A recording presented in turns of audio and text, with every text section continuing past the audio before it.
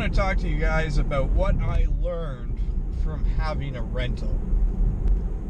Now, I'll probably collaborate a few different concepts here, and one of which is buyer's remorse. When I buy something of any real value, like anything over $200 really, I always get this like notion later, like, ooh, you know, I probably just shouldn't have bought it. And then you buy cars and you buy this, and then, you know, you go weeks down the road and you get the like this car is absolutely spectacular. But in my current life situation and everything that's going on and where I'm going to be at in the future, it's like, should I have bought something else? Should I have bought an SUV? Should I have bought a pickup truck? Should I have gone more practical? Should I have just done what I did? Like what is the right thing to do for me? And I have often wondered, because there is some pretty good deals on some Cadillacs and some CTSVs and things like that, should I have done that? Because this car is missing a few features. And what I mean by that, wow, we are literally waiting on a transport truck to turn at the busiest left. Like, you could wait 5 minutes here for a car to turn. Now we're waiting on a transport truck. This is going to be an intro. Oh, there he goes. Outstanding. So, it does not have lumbar control. You cannot adjust your lumbar. Ooh. That's a tight corner. That Escalade was like 3 inches from it. It does not have lumbar support. And then I sit back and it's like, should I have bought a car that had more comfortable things to it, like the Cadillac did, because it has lumbar support and all these different things. This does not have adjustable thigh bolsters. It does not have, you know, that much adjustability to the seat. Basically just your height and your distance. It's that. It's not really that complicated. It doesn't tilt back that far. It doesn't lay that far back. So did I buy the right vehicle? And then I drive that Cadillac for 4 days, and it taught me so much about what I bought. I got back in these seats, and I don't want or need lumbar support or control. It's just outstanding from the word go. It's just like the ideal position you would want it in if you had the ability to make it more or less. More, you'd be uncomfortable. Less, you'd be sitting on a flat seat, and that would suck. And then things like visibility, people have commented. I mean, I found the Cadillac almost overwhelming. There was so much light coming in the car all the time that I didn't like it. It was too much. I just felt like my eyeballs were being attacked everywhere. And then I get back in this thing, and it's much more subdued and relaxed and calming, I think. And I never really appreciated the interior. Like, I think the interior in this car is very nice, but then you get in the Cadillac and it's got, you know, more things to it, and it's got, you know, a Bose sound system, which this also has, but you're thinking, you know, it's a Cadillac, it'll be the better of everything. Well, it wasn't. The stereo system wasn't any better. I found the climate control buttons and everything on it were finicky. They're nice and they work fine, but finding the right spot to press on the dash and just all the different things that were in it, I was shocked how much I missed this. How much I missed having a button to click at times when I wanted to turn things on. And it just really brought me back to this car and how much I've grown accustomed to all the little things. And as soon as it wasn't there, or as this car was laid out, it was all of a sudden like, ooh, like the space that the deck is away from me as the driver is such a little detail, but I find it just perfect. Like, it's just so ideal. It's not in my face, it's not on the other side of the car, whereas the Cadillac, I found myself reaching at times and just doing, you know, different things. The Cadillacs have very nice steering wheels, but I actually didn't like it as much. The buttons were a lot smaller and a lot more condensed, whereas this has the skip and volume buttons on the back side of the wheel, so they're basically out of the way. much better setup, in my opinion. And then the cruise buttons and everything was just laid out a lot better, and everything just felt more user-friendly, I guess. Whereas the other one just has like these little tiny buttons, and I'm trying to find it. And then I drove a 2016 Cadillac. It had, to me, it had a really busy dash cluster. It had the speedometer in the middle, it had the tach to the left, and then it had your engine temperature and fuel gauges to the right, and then it had a small, probably 1.5 by 6-inch screen across the bottom, which had 3 different segments to it, and you could scroll back and forth and adjust things. And I didn't like any way you could set it up. I just found it annoying.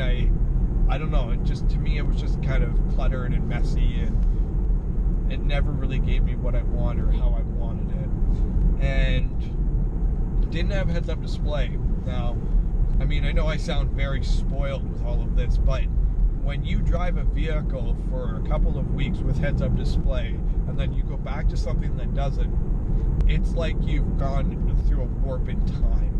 It's like I should know more than I know about my vehicle, but I don't, because it's not here. I'm always like, you know, checking and watching things and doing it. Whereas with the heads-up display, everything is right here. I know exactly what I'm doing. I know what the car's doing and everything. And it was just spectacular. Obviously, you don't buy these cars for fuel economy, because they're not the best on gas. But I'm averaging better in this car, not broken in fully, than I did in that Cadillac, which had over 20,000 kilometers on it. You set cruise on the Cadillac, it doesn't tell you what your cruise is set to, it just tells you your current speed. So at times I'd be doing a speed and rolling down hills, and it didn't feel right, so I'd have to shut it off and manually drive the car at times, and I was a little bit confused about that. And the cruise control in the Cadillac was awful. It had, like, it would engine brake going down a hill like this car does, but it would shift like 4 times, jump up to 4,000 RPM, and not slow you down. And then occasionally would just like grab the brakes and slow you down. It was really weird. Whereas this car will also engine brake and run the brakes. And on some confusing roads, I have one road I'm about to hit here in like 30 seconds. It's really hilly. It confuses most cars. The new cars are really complicated because they brake and they accelerate and they engine brake and they do all these different things. So when you're shifting from one to the other continuously, the cars really are not a fan of the system. And I found the Cadillac, at times I was doing 80 in a 60 zone and doing all these different speeds that I had no intention of doing. And this car, I've never had that. It'll do like 4 kilometers an hour over, instantly shifts, and it's engine braking, and everything's over and done with. And I'm thinking, like, this is the Cadillac. This car's only job is to drive luxuriously, and a part of a luxurious drive is cruise control and autopilot coming in the future, and on Teslas, and the new Escalades will keep following distance and do lots of very neat features. But this Cadillac, it struggled going down a straight road with a few hills, and this is the road here I'm talking about.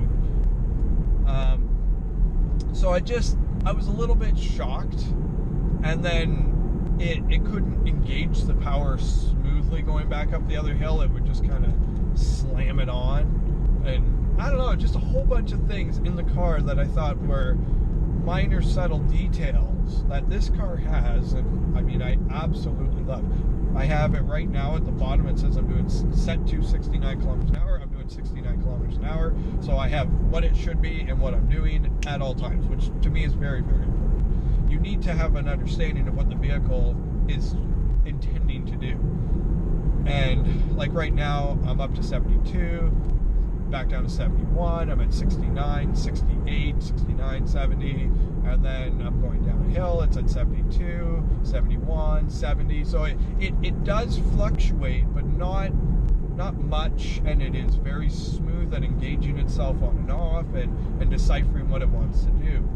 So it just, like, I miss this car end to end, I missed this car. I missed walking out and seeing it in the parking lot. I missed everything. And I mean, it is what it is. Even getting back in it and hearing the road noise again, because I commented on the Cadillac videos how much I liked how quiet it was, and it was brilliant. This car's not far off. It is, like, I'm driving down the road here, it's pretty quiet.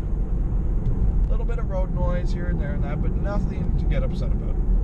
So I learned a lot from having the rental, having another equivalently valued vehicle of a different genre, but the same genre I kind of got out of, because I had a GMC Envoy, which was the same kind of concept. It had a 4.2 liter inline six, and to be honest, I kind of thought my Envoy was better in a lot of aspects.